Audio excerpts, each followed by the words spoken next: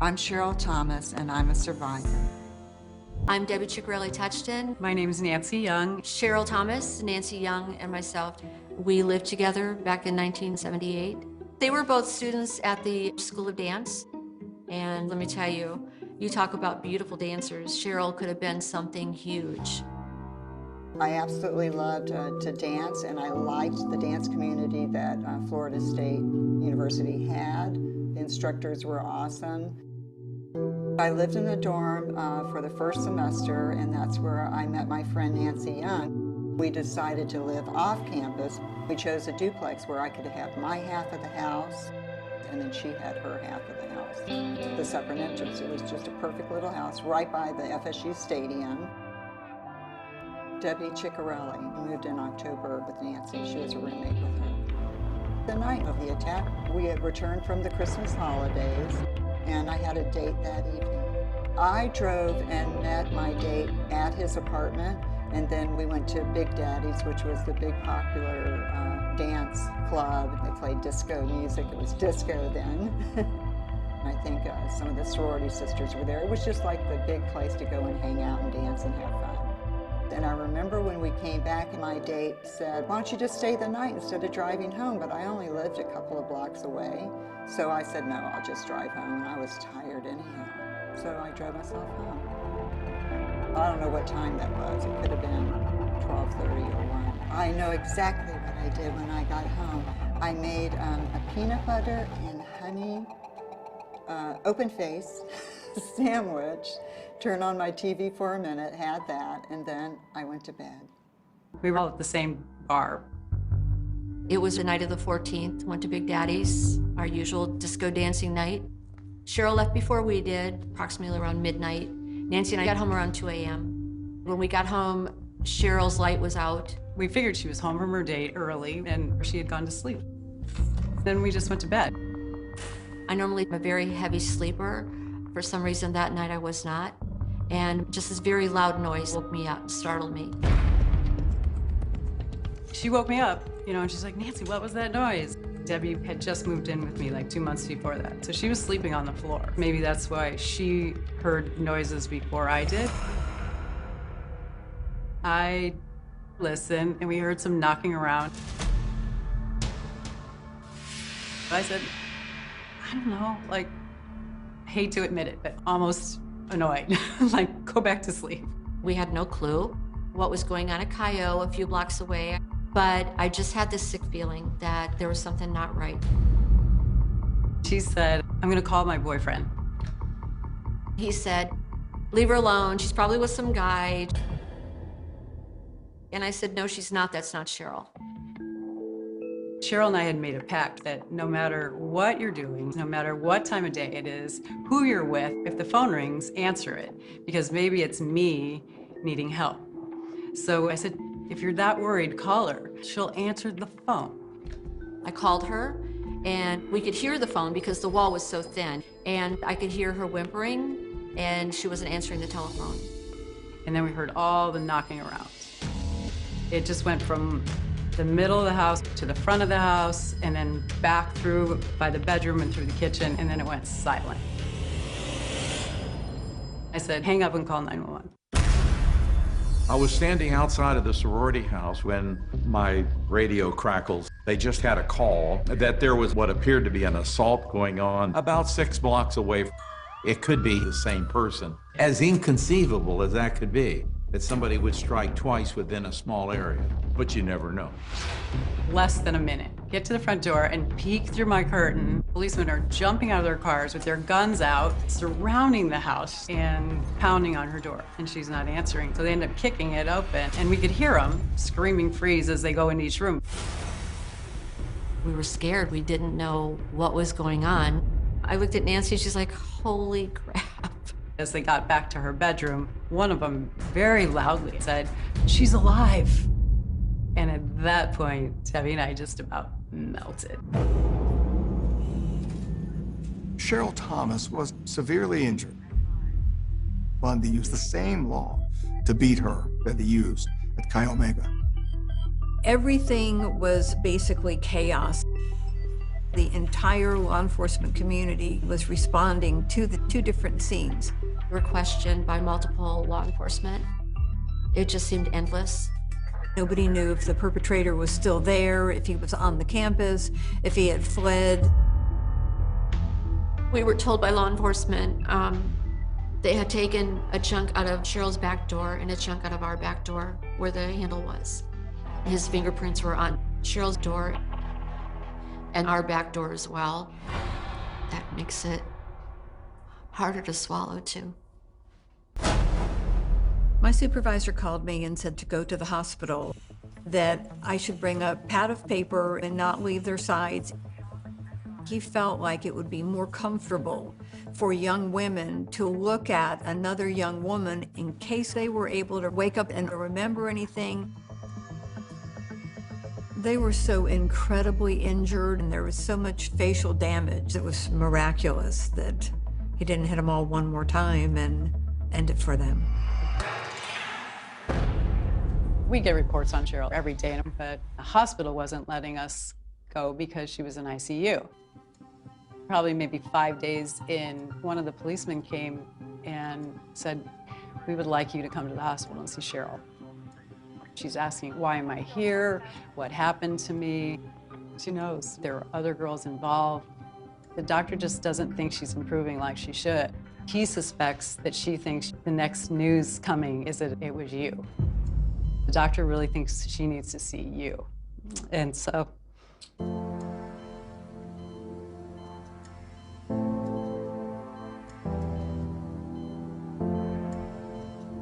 that was really special because she did get better, so. Why did Ted Bundy choose me? I still have no idea why. I can't remember it happening to me. I'm Cheryl Thomas, and I'm a survivor. Kathy Kleiner, Karen Chandler, and Cheryl Thomas were transported to Tallahassee Memorial Regional Medical Center. I can't remember being attacked at all. To wake up in a room that you don't recognize was quite baffling.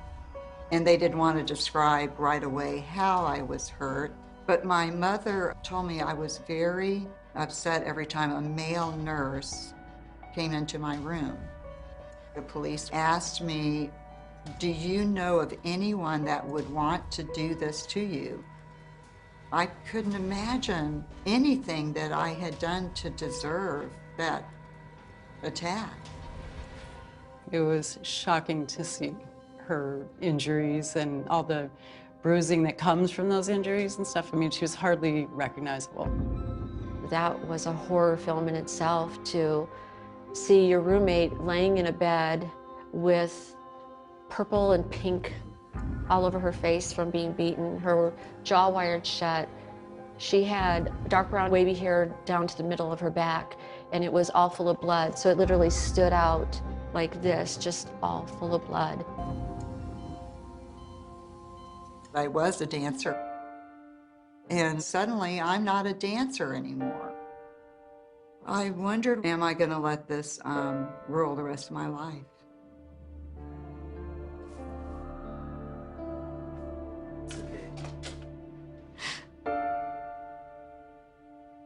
She just wanted to be a professional ballerina, and he took that from her. You know, she wasn't able to pursue her dream because of him. It's just, you have to take your changes and move on.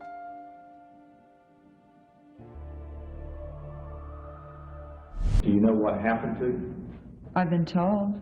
I mean, from your own personal knowledge. Do you know? Can I remember? Yes. No. We all were summoned to go to Miami to appear on the stand in front of Ted Bundy. As a 20-year-old little girl, I was scared. It was a very odd situation because he was representing himself. I was nervous because Ted Bundy would be sitting right in front of me. Women would say he was so handsome, but knowing what he did, I don't see this handsome man. He was writing, feverishly writing. He never looked up at me. When Nancy Young came back, she said the same. When I gave my testimony, I never even made eye contact with him. Like, I didn't have anything that he cared about. But Cheryl, when she was on the stand and she looked over at him, he stared her down, and he would not stop staring at her until she walked off.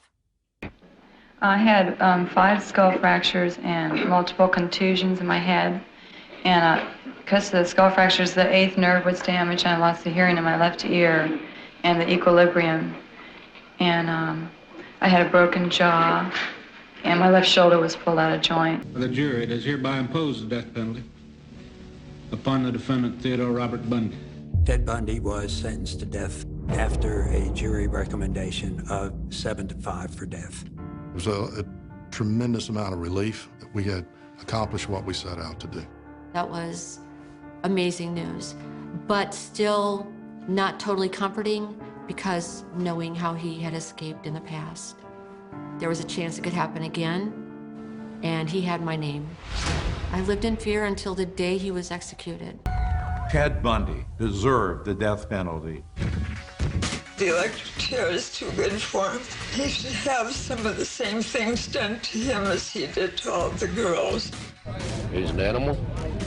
He shoot mad dogs. Even people that were anti-death penalty would tell me, Sheriff, I'm okay with this one.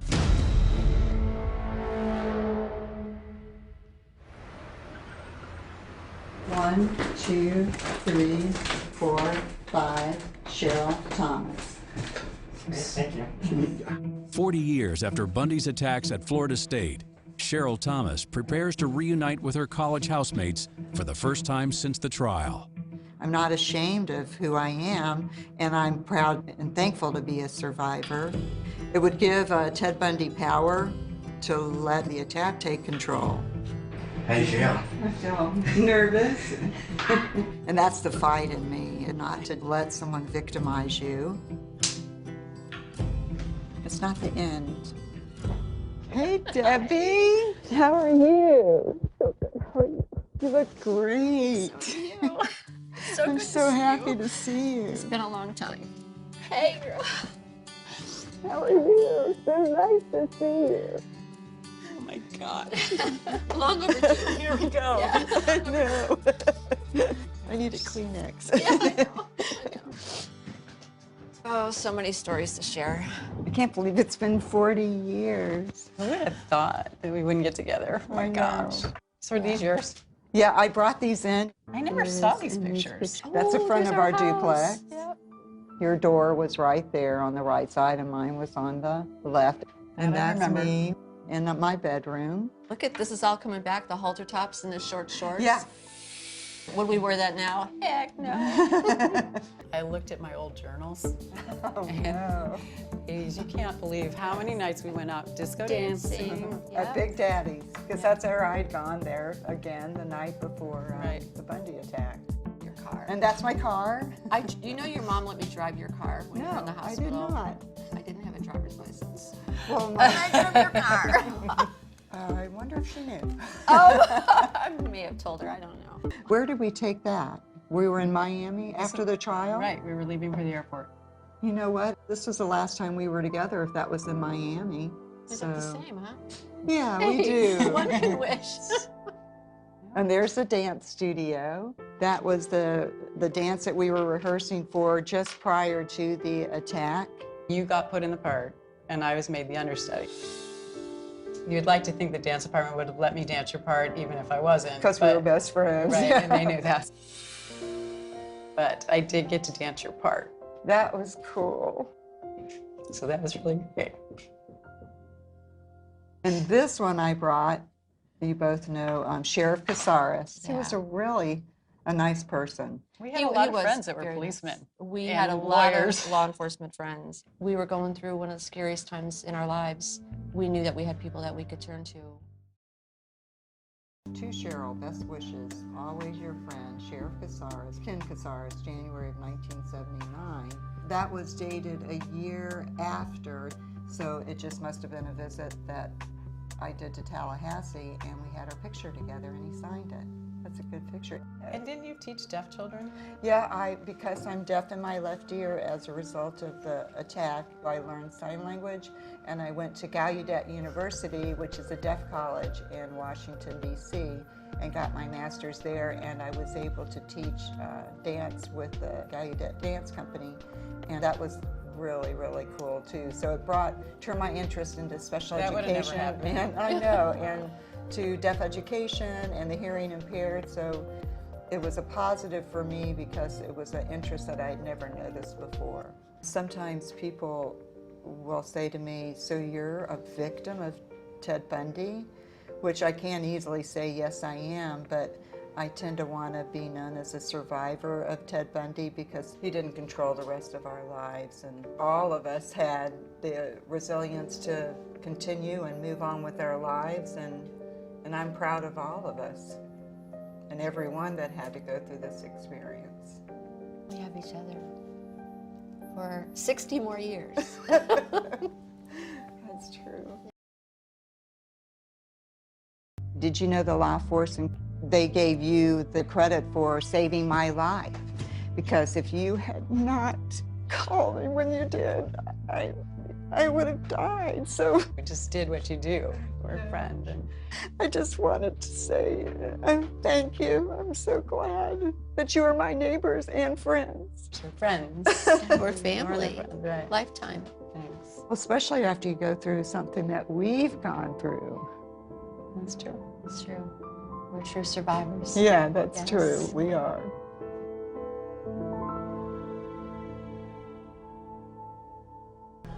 There's been a lot of glamorization. You forget about the women that did survive and those that did not. And I never wanted to glamorize Ted Bundy.